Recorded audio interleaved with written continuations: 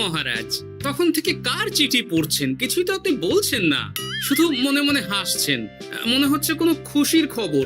খুশির খবরই বটে। সামনে ইংরেজি নববর্ষ। ইংরেজি নববর্ষের প্রথম দিন ইংরেজ সাহেবরা একটা আয়োজন করতে চলেছেন। কি আয়োজন করতে চলেছেন মহারাজ? বনভোজন। আমাদের সবাইকে নিমন্ত্রণ জানিয়েছেন। আর শুধু তাই নয়, নবাব বাহাদুর উজিরও আসবেন ওই বনভোজনে। বাবা বাবা, নবাব বাহাদুরকে যখন ডাকছেন তাহলে তো দারুণ ব্যাপার। বনভোজনটা কোথায় হবে মহারাজ? উত্তর পশ্চিমে জঙ্গলের ধারে। মন ভরে বনভোজন হবে। আমরা হাসি মুখে খাসি ভোজন করব। জিভে জল চলে এলো, এক্ষুনি খিদে পেয়ে যাবে। তোমার তো সারাদিনই খিদে পায়। কেন পাবে না বলতে পারেন মন্ত্রী মশাই? চেহারাটা ধরে রাখতে হবে তো। এটা চেহারা? আপনার তো পচে যাওয়া পাটকাঠি মৌমাছির ডানার ঝাপটাতেও নড়ে যায়। দেখেছেন মহারাজ, দেখেছেন গোপাল কিরকম ভাবে আমাকে অপমান করলো? তোমাদের এই সাপে নেউলে ঝগড়া থামাও তো।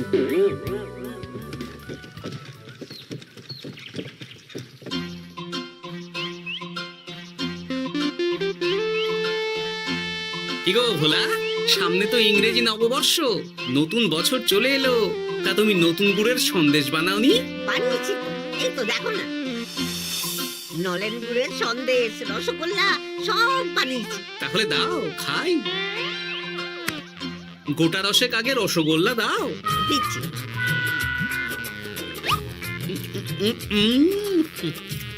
আহ, কি স্বাদ!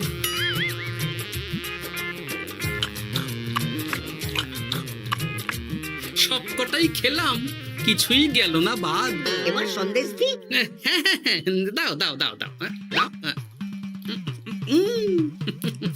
দারুণ দারুণ। এই শীতকাল মানেই তো খাওয়া, আর খাওয়া মানেই শীতকাল। এই নাও ধরো।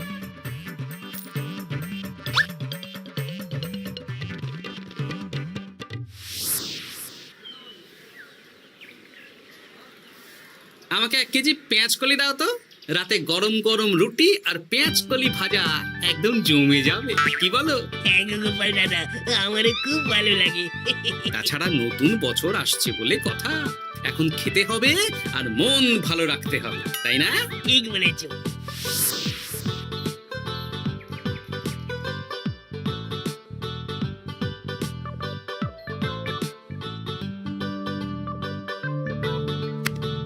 দেখো গিন্নি, দেখো, তুমি তো রোজ বলো বাজার আনি না, কিপ্টের মতন বাজার করি।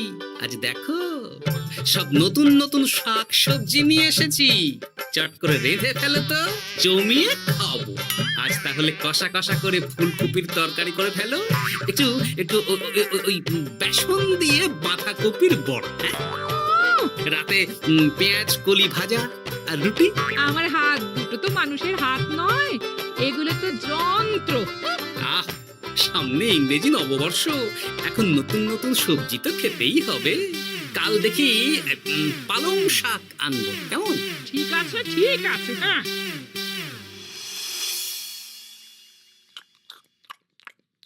বলছি গিন্নি, আমি আমি খেতে খেতে আরো কয়েকটা বাঁধাকপির বড়া ভেজে ফেলো না? এই তুমি কি মামার বাড়ির আবদার পেয়েছো? হ্যাঁ, না, এটা আমার বাড়ির আবদার। এত খেও না, খেও না, এবার শরীর খারাপ করবে। আবার রাতে খেও। আহ, আমার কিছু হবে না, দাও তো।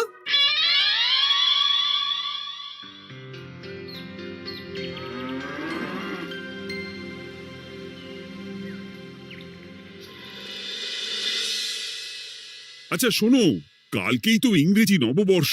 তাহলে কালকে আমরা সকাল সকাল বেরিয়ে পড়বো। হ্যাঁ, এখন আমার ভুঁড়ি ভোজ চলছে মহারাজ। বাড়িতে আপাতত নিরামিষের মধ্যেই আছি। কাল দাঁতের ব্যায়াম হবে। বেশ, রাজসভার সকল সভাসদদের বাড়িতে রাজবাড়ি থেকে গাড়ি যাবে সকাল সকাল। সবাই প্রস্তুত থেকো কিন্তু। হ্যাঁ মহারাজ। ইংরেজি নববর্ষে বনভোজন হবে। ইংরেজ সাহেবদের সাথে সুযোগ পেলে ব্যবসা বাণিজ্য নিয়ে আলোচনাও হবে। আমি তো ভাবছি ওই জঙ্গলের কাছে নদী, নদীতে গিয়ে মাছ ধরবো আর মাছ ভাজা খাবো। ওই আবার খাবার, এ তো থামতেই চাইছে না। দেখুন মন্ত্রী মশাই, জীবনে দুটোই উদ্দেশ্য আমার, বাঁচার জন্য খাওয়া আর খাওয়ার জন্য বাঁচা।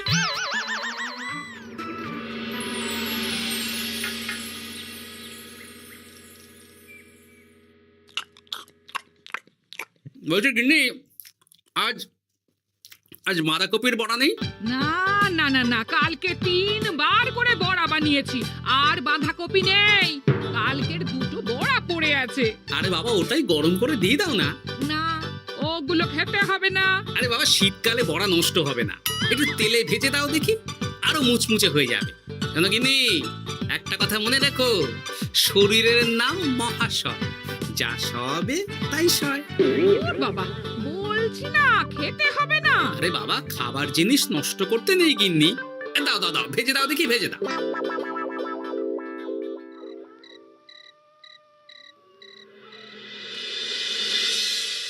ওমা গো, এই পেটটা কেমন গুড়গুড় করছে গো, এক্ষুনি মনে হচ্ছে বাইরে যেতে হবে। ওই শুরু হয়ে গেল তো। তখন কতবার করে বললাম গতকালের বাঁধাকপির বড়া খেও না, খেও না। আমাকে বড় বড় কথা শুনিয়ে দিলে, এখন বড় বাইরে ছোট। আহ, শান্তি। এই এই রে, আবার গুড়গুড় করছে। এ কি গো, আবার? হ্যাঁ, আবার। কালকে আবার ইংরেজি নববর্ষ উপলক্ষে ইংরেজ সাহেবদের সাথে বনভোজন আছে।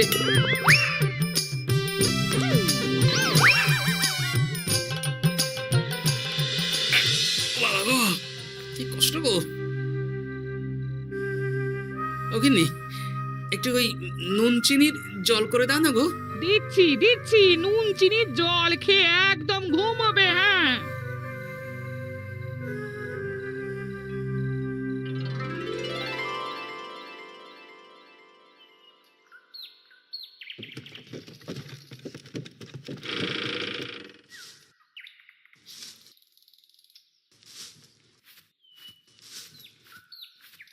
ওনার পেটের ব্যায়ামও হয়েছে, উনি বনভোজনে যেতে পারবেন না। সে কি, গোপাল যেতে পারবে না? না, কালকে রাত থেকে 12 বার ঘরে বাইরে করেছেন, এখন নুন চিনির জল খেয়ে ঘুমোচ্ছেন। ও, তাহলে আর কি করা যাবে? আমরা গোপালকে ছাড়াই ইংরেজি নববর্ষের প্রথম দিন উদযাপন করি।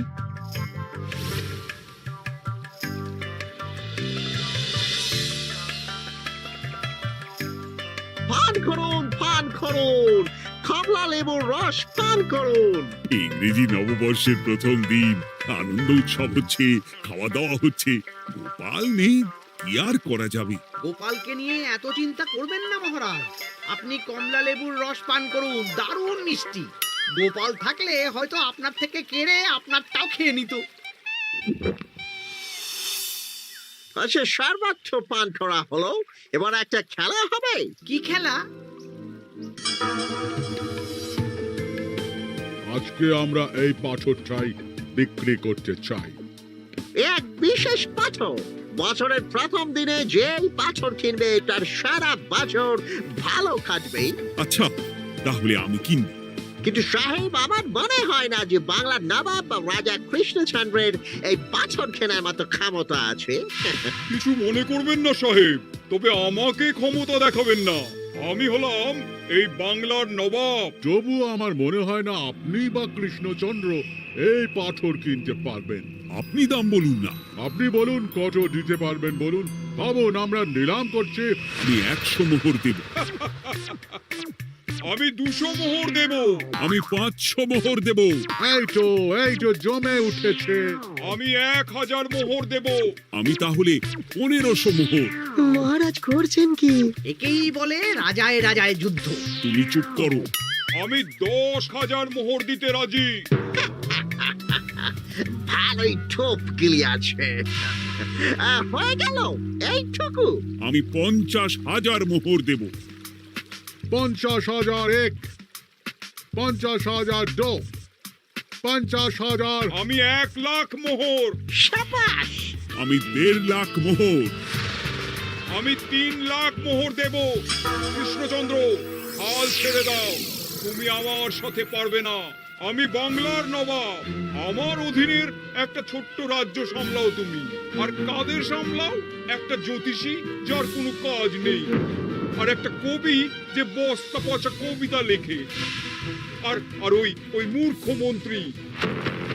ওদের নিয়ে তুমি আমাকে টেক্কা দেবে? 10 লাখ 1, 10 লাখ 2, 10 লাখ। আমি খাস 500 বিঘা জমি দেব। নিন। ও, এই নতুন বছর ভালোই কাটবে। মহারাজ এটা করবেন না। চুপ করো তুমি। বলুন নবাব বাহাদুর। 1000 বিঘা জমি। ইস, এমন সময় যদি গোপাল থাকতো। উপস্থিত। আরে, মেঘ না চাইতেই জল। এসো গোপাল, এসো। আমার ওটা চাই। কৃষ্ণনগর বিক্রি হলেও আমি ওই পাথর নিয়েই ছাড়বো। ব্যাপারটা কি মহারাজ, কি চাইছেন? গোপালটার এত খাবার লোভ যে বেটার পেটের সমস্যা নিয়েও চলে এসেছে। আমি না আসলে হয় মন্ত্রী মশাই। তা ব্যাপারটা কি বিজ্ঞানী? আরে দেখো না গোপাল, মহারাজ তো একটা পাথরের জন্য প্রায় কৃষ্ণনগরটাকেই নিলামে তুলে দেবেন।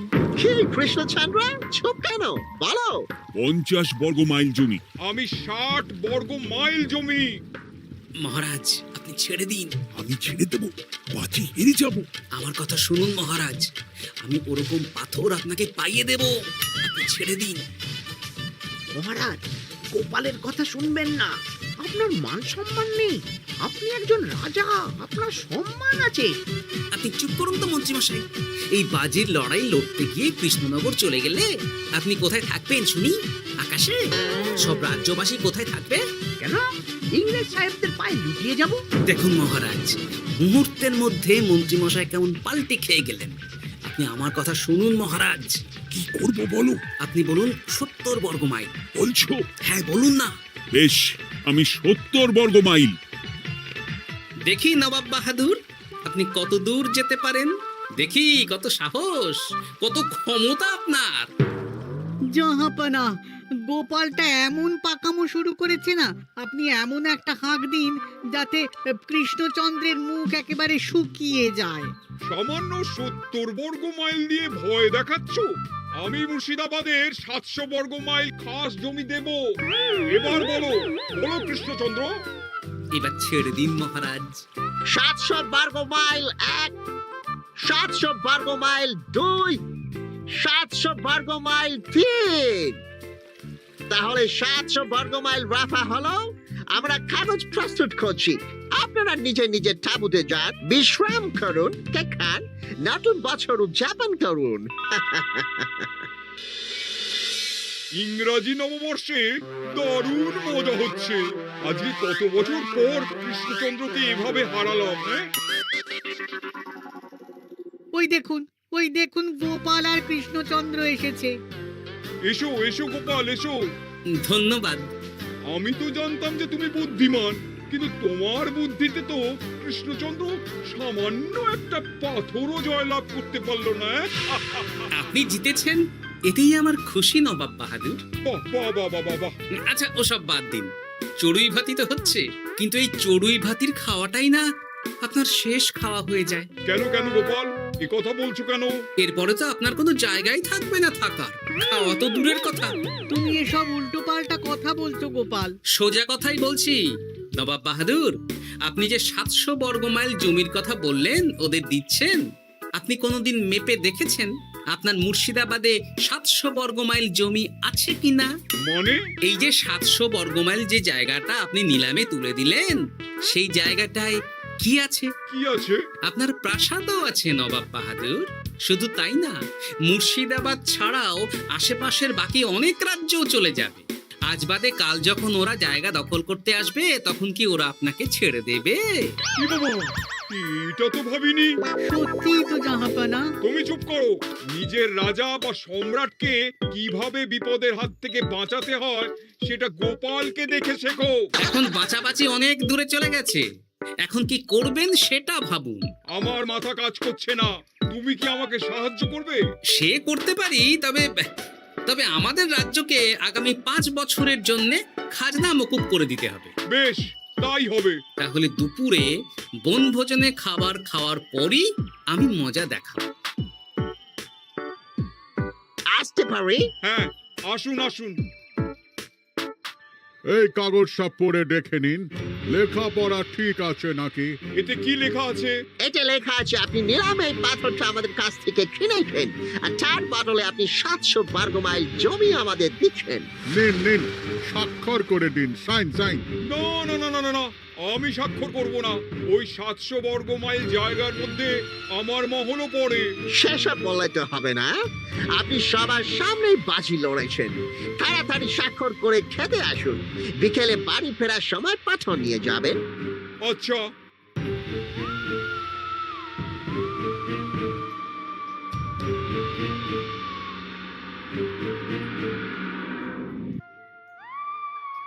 ও গোপাল, এবার কি হবে?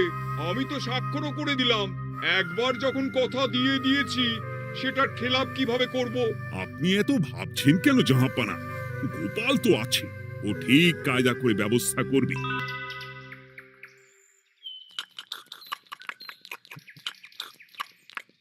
আহ, এই কদিন নিরামিষ খেয়েছিলাম, এখন হাসি মুখে খাসি খেয়ে মনটা ফুরফুরে হয়ে গেল। তাহলে আর একটু মাংস নাও গোপাল। আরে আরে, একটা দুটো টুকরো দিয়ে কি হবে, পুরো বালতিটাই বসিয়ে দিন না। ইংরেজি নববর্ষ বলে কথা, আজকে বেশি বেশি খেলে সারা বছর বেশি বেশি খেতে পারবো। এই তো গোপাল, তোমার পেটের ব্যামো ছিল, আর এখন এত খাচ্ছ, সামলাতে পারবে তো? আমি তো একটাই কথা বলি, শরীরের নাম মহাশয়, যা সবে তাই সয়। বিকেলে আবার মাংসের পাকোড়া আর চায়ের বন্দোবস্ত আছে। সব হজম করে দেব। আচ্ছা, আপনি ঢেকুর তুলছেন কেন ইংরেজ সাহেব? ওই আর কি, আমার আবার বেশি তেল মশলা সহ্য হয় না। আমি স্বল্পাহারী, অল্প আমি লিটল খাবার খাই। বেশ, বুঝলে বিজ্ঞানী, তোমাকে একটা পাঁচন বানাতে হবে। এ কি পাঁচন? আরে এই বাগান জঙ্গলে অনেক গাছপালাই তো আছে, তুমি এমন একটা পাঁচন বানাও যেটা আমি ইংরেজ সাহেবদের খাওয়াবো। তারপর আচ্ছা, বেশ বেশ।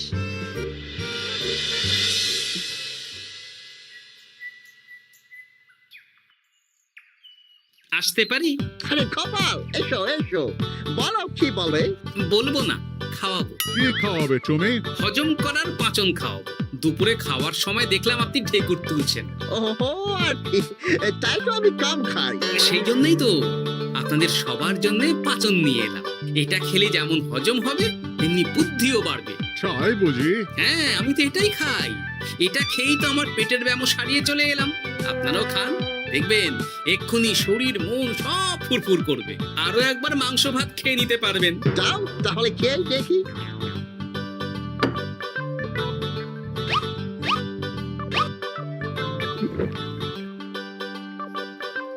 এই সেরেছে, আমার পেটটা কেমন গুড়গুড় করছে, আমাকে এখনই যেতে হবে। আরে আরে, যাচ্ছেন কোথায়? আমি তো আপনাদের সাথে গল্প করতে এলাম। ওরে বাবা রে বাবা, আমাকেও যেতে হবে বলে মনে হচ্ছে। আমরা আপনাদের সাথে একটু গল্প করতে এলাম। আজ ইংরাজি নববর্ষ বলে কথা।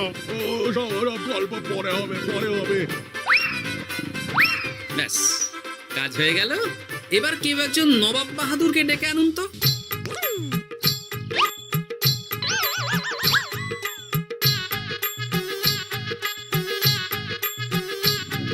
ওরে বাবা রে, পেটটা এখনো গুড়গুড় করছে, আমার মনে হচ্ছে যেতে হবে আবার।